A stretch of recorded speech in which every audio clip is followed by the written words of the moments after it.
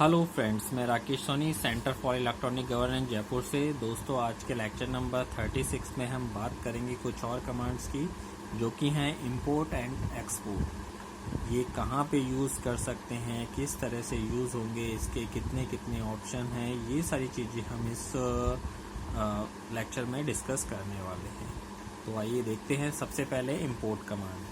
Import command क्या करता है वो हम देखते हैं। Imports file in various format. जो DWG फॉर्मेट के अलावा फॉर्मेट्स हैं उनकी फाइल को आप जो अदर फॉर्मेट हैं उनकी फाइल को आप इंपोर्ट कर सकते हैं, यानी ऑटोकैड में लेके आ सकते हैं। ये कहाँ पे होता है और किस तरह से इसे लेते हैं यूज़, वो हम देखते हैं। ये फाइल ऑप्शन में जो मेनू बार है, फाइल मेनू बार, उसमें इंपोर्ट ऑप्शन होता है। इससे हम कैसे करेंगे? You can import, attach or open file other than DWG files that were created with other applications into your drawings। तो ये DWG के अलावा जो ड्राइंग्स फाइल फॉर्मेट होते हैं उनको आप यूज़ कर सकते हैं, यहाँ पे लेके आ सकते हैं। ये कई बार हमें यूज़ होता है। आजकल कई सारी CNC मशीन्स आती हैं जो कई सारे अलग अलग फॉर्मेट्स में ऑब्जेक्ट्स को यानी ड्राइंग फाइल्स को लेती हैं। तो उस अकॉर्डिंग हम जिस भी तरह से चाहें वो इंपोर्ट करवा सकते हैं, या दूसरे सॉफ्टवेयर के जो फाइल फॉर्मेट हैं उनको आप DWG यानी ऑटोकैड में ओपन कर सकते हैं। तो इससे कौन कौन से ऑप्शन हैं जिन्हें आप इंपोर्ट कर सकते हैं वो हम देखते हैं। तो टॉपिक्स इन दिस सेक्शन, तो क्या क्या टॉपिक्स हैं वो देखते हैं। सबसे पहले हम देखते हैं import 3ds files. 3ds files को आप इंपोर्ट कर सकते हैं। Import ACIS SAT files, set file. Third है UDWF फाइल्स। फोर्थ है UDWFX फाइल्स। उसके बाद है अटैच रास्टर इमेज फाइल्स, तो रास्टर इमेज भी आप इंपोर्ट कर सकते हैं। Convert DXF and DXB files, तो ये DXF एंड DXB फाइल भी आप इसमें कन्वर्ट कर सकते हैं। Attach DGN files, DGN file कर सकते हैं। Import micro station DGN files, तो माइक्रो स्टेशन की DGN फाइल कन्वर्ट कर सकते हैं।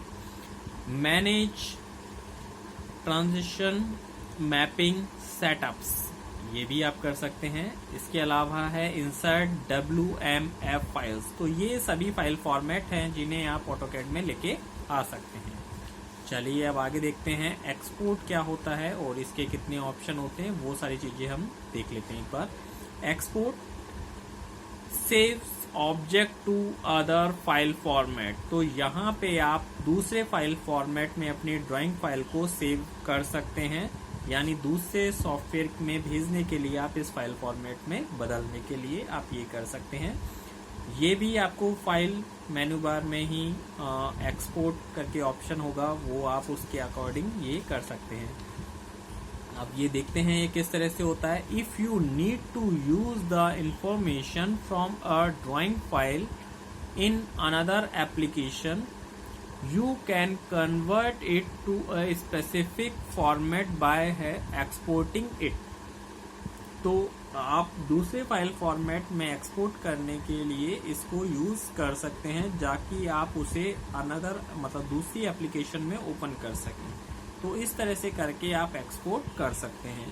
चलिए अब देखते हैं टॉपिक इन दिस सेक्शन, क्या क्या टॉपिक हैं इस सेक्शन में वो देखते हैं। तो सबसे पहले आप है एक्सपोर्ट DXF फाइल्स, तो DXF फाइल में एक्सपोर्ट कर सकते हैं। Export micro station DGN files, export WMF files, export raster files, export post script file, export ACIS SAT files और एक्सपोर्ट STL फाइल्स। तो ये कई सारे फाइल फॉर्मेट हैं जिनके द्वारा आप उन सारे ऑप्शन या उन सारे सॉफ्टवेयर के फॉर्मेट में आप अपनी ड्राइंग को बदल सकते हैं। तो यहाँ पे काफ़ी काम में आता है जब भी आप CNC मशीन, क्योंकि CNC मशीन्स कई सारे फॉर्मेट एक्सेप्ट करती हैं, जो अलग अलग CNC मिलिंग, CNC कटिंग वगैरह मशीनें हैं, उनमें काफ़ी सारे ड्राइंग फाइल फॉर्मेट्स होते हैं। ज़रूरी नहीं है वहाँ पे आपको ऑटोकैड मिले, तो कई .htl फाइल फॉर्मेट सेव लेती हैं, तो कई सारी तरह की चीज़ें होती हैं। तो इस तरह से करके आप उनमें डायरेक्ट उस फाइल, ड्राइंग फाइल को भेज के आप उनको यूज़ कर सकते हैं, ताकि आपका वर्क इजीली हो सके। तो आज के लेक्चर नंबर 36 में इतना ही दोस्तों। Thank you.